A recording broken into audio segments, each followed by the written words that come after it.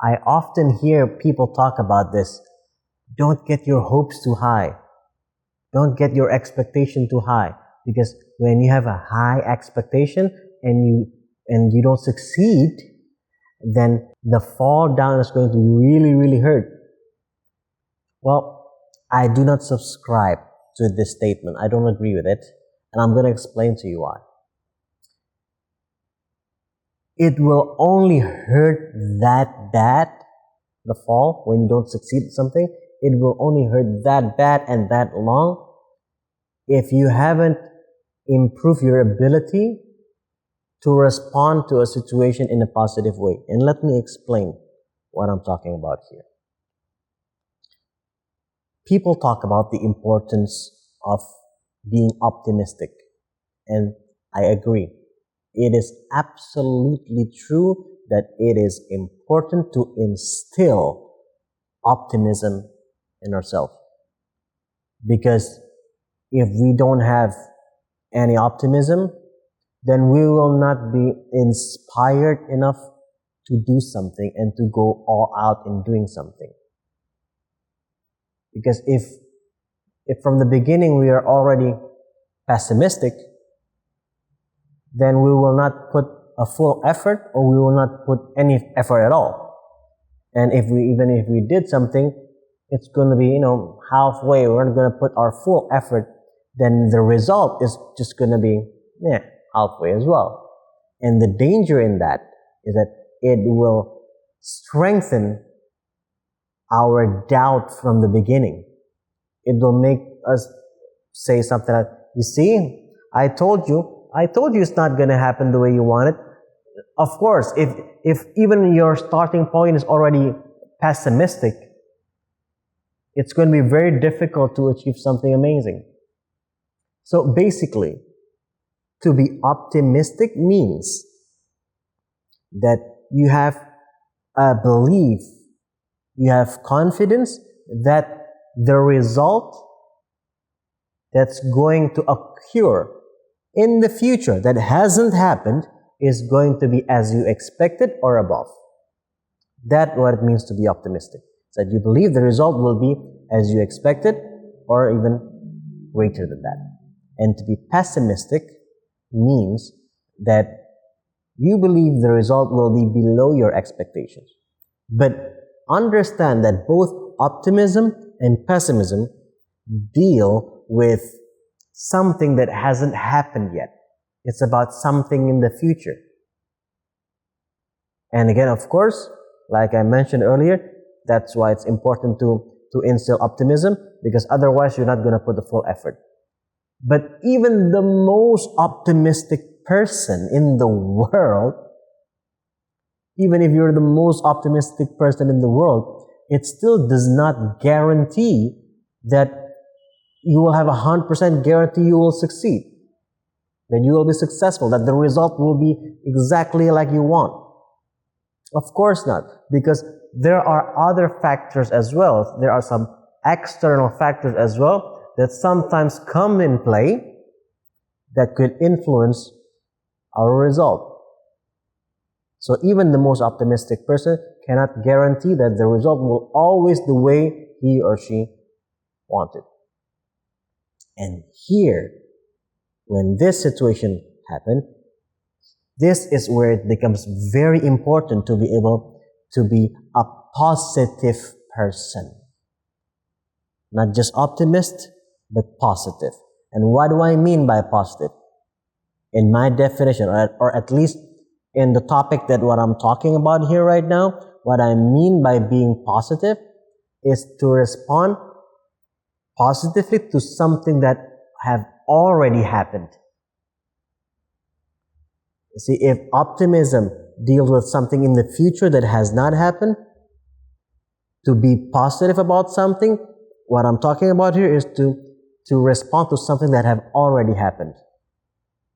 So here's your expectation. Because you're an optimistic person, your expectation is very high. But if your ability to respond something negative in a positive way is still very low, let's say it's here, so when this doesn't happen, the fall is quite high. and it's going to be really hurt.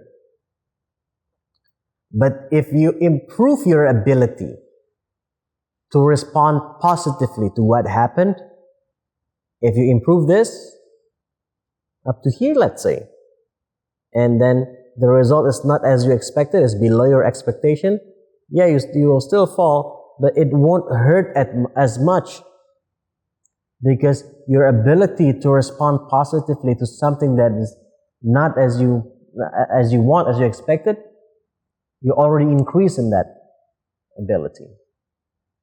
So I always say, have a high expectation, but you need to complement this high expectation with an ability to respond positively when things are going south, when things are not going your way.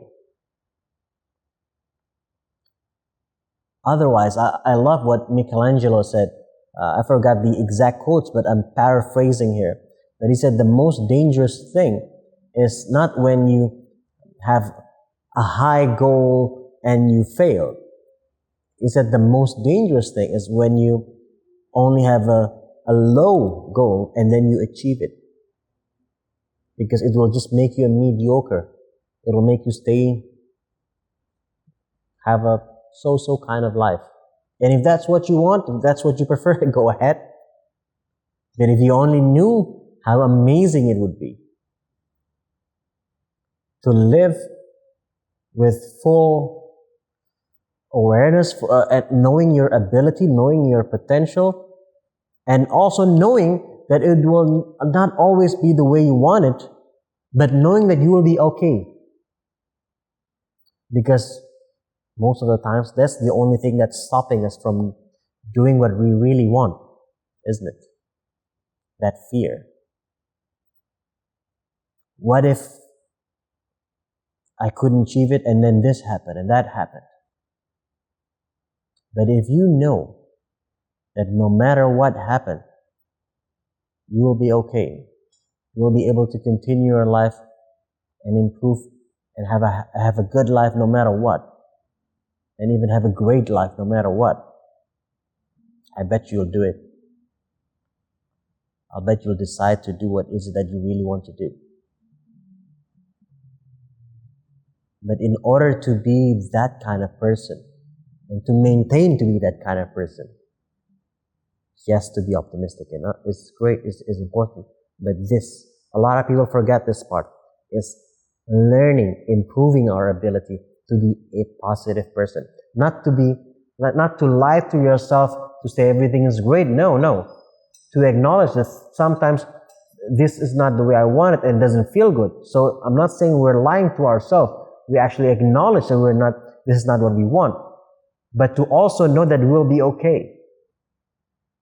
And to reach that level, that is something that you can learn. That is something that you can practice. Knowing that you always have the options to look at the particular situation from a different perspective. This is one of the keys to live a more fulfilling life. I have experienced such a great difference in my life, and that is why I'm sharing here. And I hope you will also take the chance. If you're watching this video, it means you're alive. It means you have some kind of aspiration that you want to go for. And maybe you still have some fear. And that's normal. But there's also an amazing life behind that, your decision of going for it. And I do hope that you will go for it. But also I do hope that you will take the time, you will make the time to improve your ability in seeing and using different perspectives.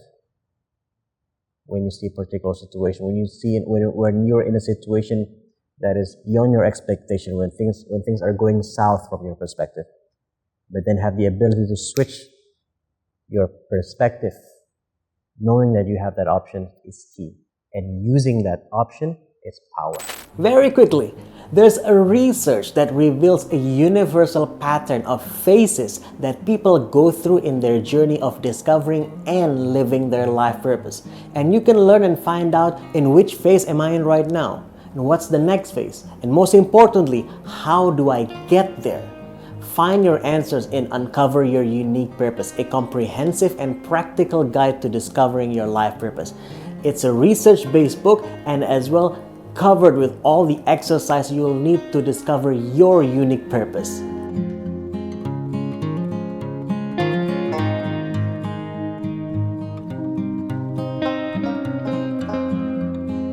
Get this book now and take a real step to your most unique self-discovery journey. This book is available on Amazon worldwide.